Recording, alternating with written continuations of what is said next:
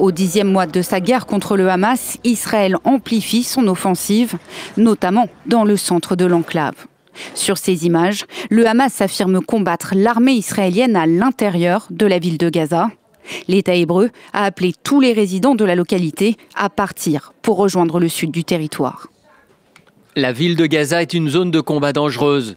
Des corridors de sécurité vous permettent de vous rendre rapidement et sans inspection vers des abris à Deir el-Balah et Al-Zawiya.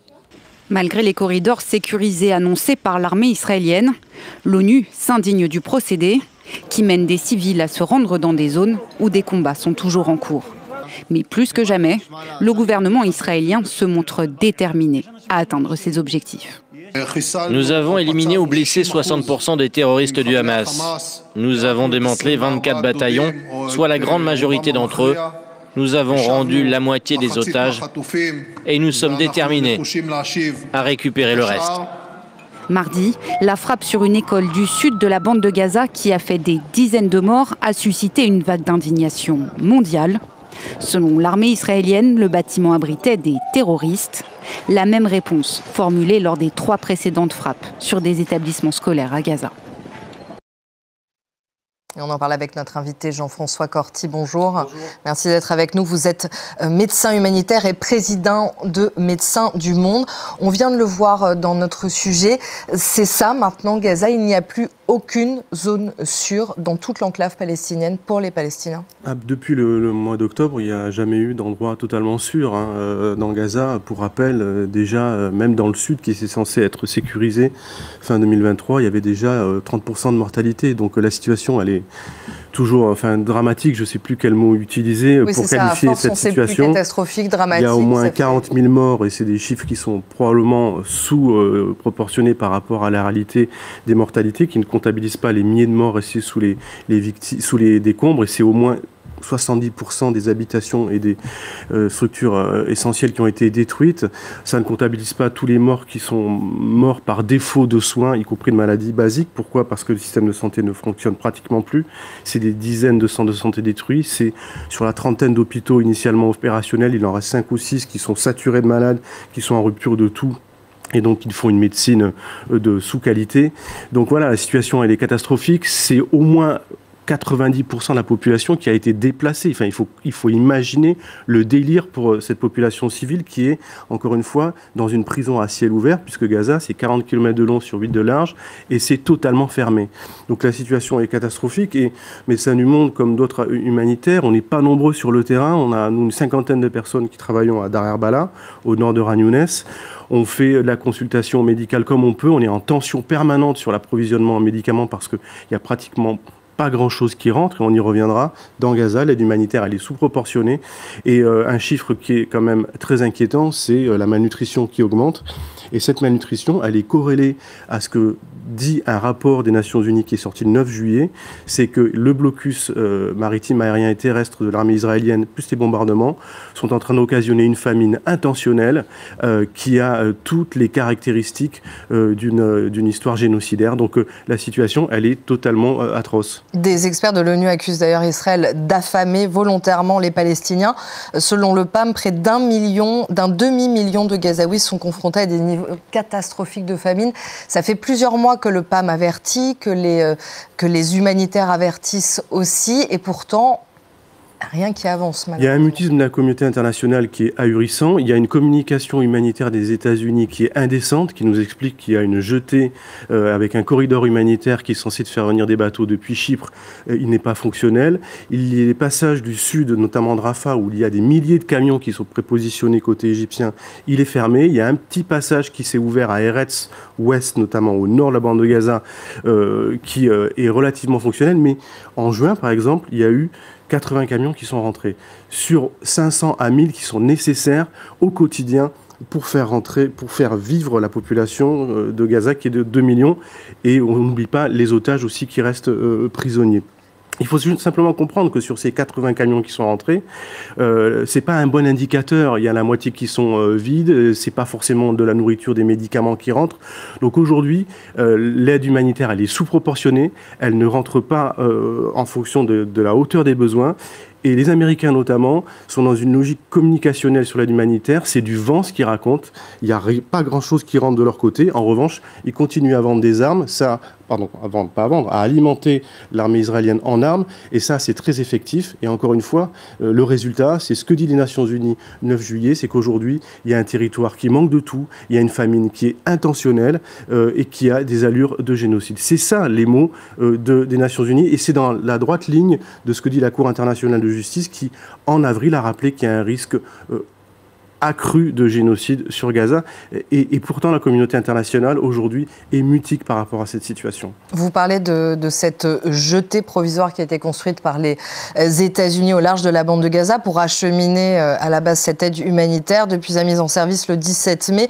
Alors, on rappelle les chiffres. C'est un projet qui a coûté 212 millions d'euros. Ça n'a permis de distribuer que 4000 tonnes de nourriture environ. Donc, on est très, très loin des besoins. Vous pensez en effet que ça a été juste de la poudre aux yeux et que finalement, tout cet argent a servi à rien? C'est une aberration opérationnelle de considérer qu'on peut faire entrer depuis la mer de l'aide humanitaire, même si, pourquoi pas. Gaza, c'est pas une île. Vous avez des associations comme Médecins du Monde qui ont propositionné du matériel, des médicaments, de la nourriture, côté égyptien et côté israélien depuis 10 mois. Donc on peut faire rentrer par la route, même si aujourd'hui c'est difficile parce que beaucoup de passages sont détruits. Voilà, donc imaginez que l'armée américaine veuille faire entrer de l'aide par la mer sous prétexte que le blocus est trop important, alors que dans le même temps ils soutiennent l'armée israélienne et qu'ils leur livrent des armes pour accomplir les massacres que l'on observe, c'est totalement hallucinant. Donc l'armée israélienne aujourd'hui bénéficie d'une assistance américaine. Ces Américains utilisent la raison humanitaire comme communication, comme paravent moral, pour pas dénoncer les drames qu'on observe aujourd'hui. Donc aujourd'hui, il y a 2 millions de personnes qui ont été déplacées et qui sont à nouveau déplacées. Les annonces sur les attaques dans Gazaville, c'est à nouveau 350 000 personnes qui sont déplacées, qui manquent déjà de tout. Les collègues de Médecins sans frontières ont dû fermer leur dernier centre opérationnel médical dans Gaza. Donc qu'est-ce qu'ils vous disent exactement d'ailleurs? Les gens ils nous disent on ne sait pas où aller. Nous, nos équipes pour l'instant, elles sont à Dar el-Bala, elles arrivent à travailler, elles vivent dans des conditions difficiles, elles ont toutes perdu des membres de leur famille. Tout le monde est impacté psychologiquement par le fait d'être enfermé et d'entendre à longueur de journée, c'est ça qu'il faut entendre, longueur de journée et de nuit, des drones, des bombardements, des dizaines de blessés et de malades qui viennent dans des états catastrophiques. Et donc, ils sont sous une pression maximale. Et en permanence, nous sommes sur une tension opérationnelle parce que nous n'avons pas un approvisionnement qui rentre de manière régulière. On fonctionne avec des donations aujourd'hui des Nations Unies qui ont un peu de matériel.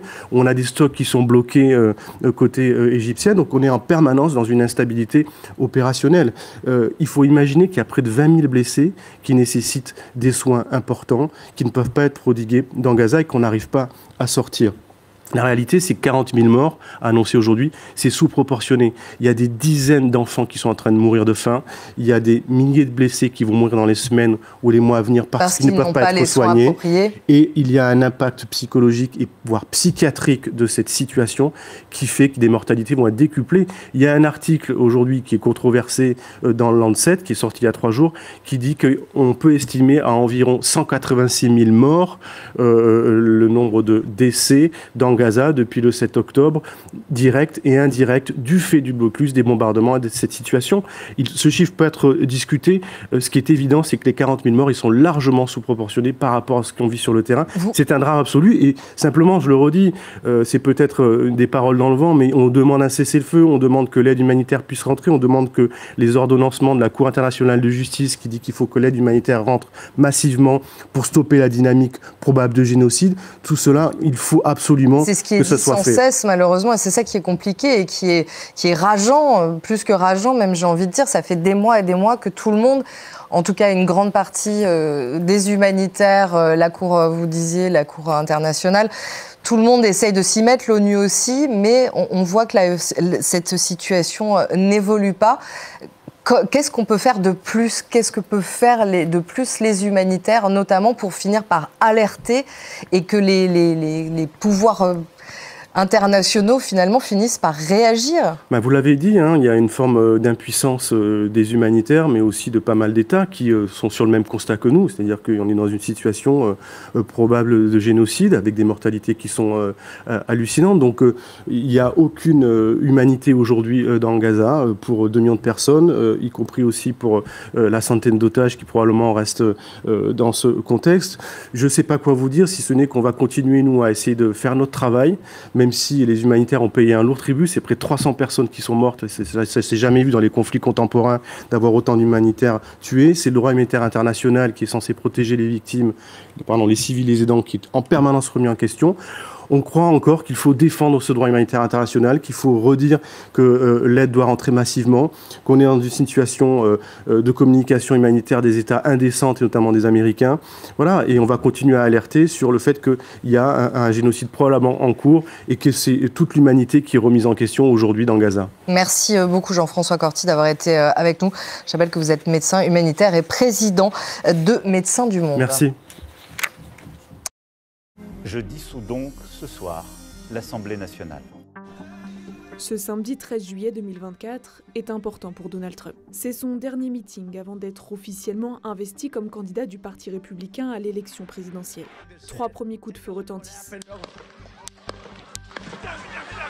L'une des balles lui a traversé l'oreille. Il lève le poing face à la foule, semble prononcer le mot « fight » avant d'être finalement évacué.